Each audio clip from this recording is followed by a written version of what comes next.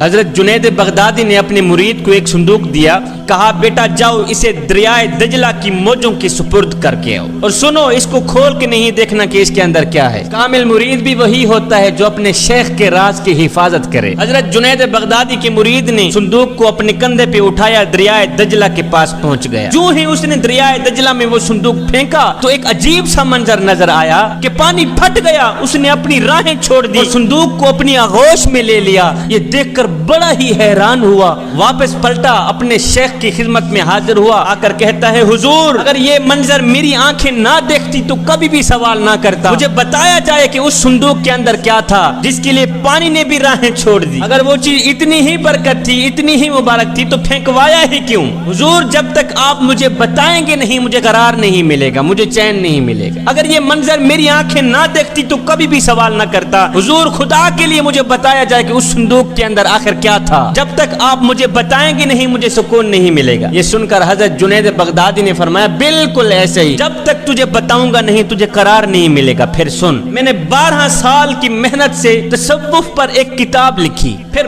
12 سال اسے بار بار پڑھتا رہا کہ کوئی بھی جملہ شریعت کے مزاج سے ہٹ کر تو نہیں لکھا، پھر 12 سال یہ سوچتا رہا کہ اس کتاب کو لوگوں تک پہنچاؤں یا نہ پہنچاؤں۔ بیٹا آج 36 سال بیت گئے ہیں، 36 سال بیتنے کے بعد میں نے آج یہ فیصلہ کیا ہے قرآن کے ہوتے ہوئے امت کو جنید کی کسی کتاب کی ضرورت ہی نہیں۔ جب قرآن ہے تو سب کچھ ہے، قرآن کے ہوتے ہوئے امت کو جنید کی کسی کتاب کی ضرورت ہی نہیں۔ میرے نبی نے فرمایا اگر دلوں پہ میل چڑھ جائے تو تلاوت قرآن کر لیا کرو، اگر دل گندے ہو جائیں تو سماعت قرآن کر لیا کرو۔ میرے نبی نے فرمایا لوگو تم کہتے ہو برتنوں تک ہاتھ پہنچ جاتا ہے اور دلوں تک ہاتھ نہیں جاتا، دل کیسے صاف کریں؟ فرمایا میری امت قرآن کی طاقت کو سمجھ جاؤ، قرآن کی قوت کو سمجھ جاؤ۔ فرمایا جس جگہ مومن کا ہاتھ نہ پہنچے وہاں میں محمد کا قرآن پہنچ جاتا ہے۔ اس بات کا انکار نہیں ہے کہ قرآن مجید کی تلاوت کر کے مرنے والے کی روح کو ایصال ثواب کیا جائے تو اس کی بخشش ہو جاتی ہے، بے شک ہو جاتی ہے۔ قرآن مجید کی تلاوت کر کے مرنے والے کی روح کو ایصال ثواب کیا جائے تو اس کی قبر میں نور اترتا ہے، بے شک اترتا ہے، اس بات کا انکار نہیں ہے۔ اور اس بات کا انکار بھی نہیں ہے کہ قرآن مجید کے الفاظ دم کر کے کسی مریض کو پلایا جائے تو اللہ تعالیٰ اسے شفا دیتا ہے، بے شک دیتا ہے، اس کی بیماری دور ہو جاتی ہے، بے شک دور ہو جاتی ہے۔ اپنے گھر، دکان، مکان یا اپنی فیکٹری میں قرآن مجید کی تلاوت کرو تو وہاں برکتیں اترتی ہیں، بے شک اترتی ہیں۔ لیکن یہاں علامہ اقبال نے کیا خوب لکھا ہے کہ او نادان تو صوفی اور خشک ملا کے ایسے پھندے میں پھنسا کہ تجھے قرآن کی آیتوں سے صرف اتنا ہی کام تھا، جب مرتے ہوئے تیرے بوڑھے باپ کی روح حلق سے باہر نہ نکلے تو یاسین شریف پڑھ کے اس کی روح آسانی سے نکلوانے کے لیے قرآن اٹھاتا ہے۔ اقبال کہتا ہے اس بات پر بھی کوئی شک نہیں ہے کہ قرآن مجید کی تلاوت کرنے سے مردے کی روح آسانی سے نکلتی ہے، بے شک نکلتی ہے۔ فرماتے ہیں او نادان تو نے قرآن سے بھی ڈھونڈا تو صرف موت کو ہی ڈھونڈا۔